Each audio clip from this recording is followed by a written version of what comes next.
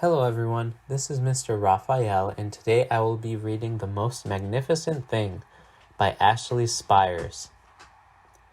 This is a regular girl and her best friend in the whole wide world. They do all kinds of things together. They race, they eat, they explore, they relax. She makes things, he unmakes things. One day, the girl has a wonderful idea. She is going to make the most magnificent thing. She knows just how it will look. She knows just how it will work. All she has to do is make it, and she makes things all the time. Easy peasy. First, she hires an assistant. Next, they gather their supplies. They set up somewhere out of the way and get to work. The girl tinkers and hammers and measures, while her assistant pounces and growls and chews.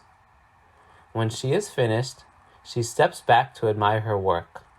She walks around one side. Her assistant examines the other side. It doesn't look right. Her assistant picks it up and gives it a shake. It doesn't feel right either. They are shocked to discover that the thing isn't magnificent or good. It isn't even kind of sort of okay. It is all wrong. The girl tosses it aside. When she is finished, she stands up and takes a long look at it. Her assistant gives it a nudge with his paw. The thing is still wrong. She decides to try again. The girl saws and glues and adjusts. She stands and examines and stares. She twists and tweaks and fastens. She fixes and straightens and studies. She tries all different ways to make it better. She makes it square. She makes it round. She gives it legs. She adds antennae. She makes it fuzzy. She makes it long, short, rough, smooth, big, small.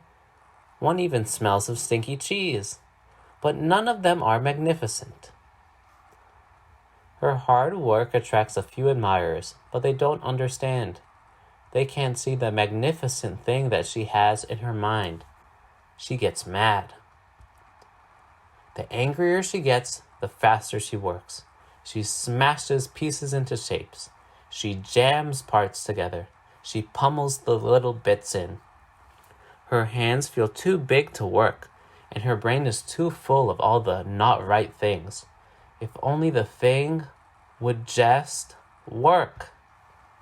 Crunch! The pain starts in her finger. It rushes up to her brain, and she explodes. It is not her finest moment. I'm no good at this. I quit. Her assistant suggests a walk. It's not much help at first. But before long, she starts to feel different. Bit by bit, the mad gets pushed out of her head. As they stroll along, she comes across the first wrong thing she made. The bad feelings are about to start all over again. Then she notices something surprising. There are some parts of the wrong things that are really quite right. The bolts on one, the shape of another, the wheel to seat ratio of the next. There are all sorts of parts that she likes. By the time she reaches the end of the trail, she finally knows how to make the thing magnificent. She gets to work. She works carefully and slowly, tinkering, hammering, twisting, fiddling, gluing, painting. Her assistant makes sure there are no distractions. This is the perfect thing to ward off bears. This will stop that leak. This one's all wet. The afternoon fades into evening. Finally, she finishes. She alerts her assistant. The pair take a good long look. It leans a little to the left, and it's a bit heavier than expected. The color could use a bit of work too, but it's just what she wanted. They climb aboard and take it for a spin. They are not disappointed. It really is the most magnificent thing. for all the little perfectionists of the world.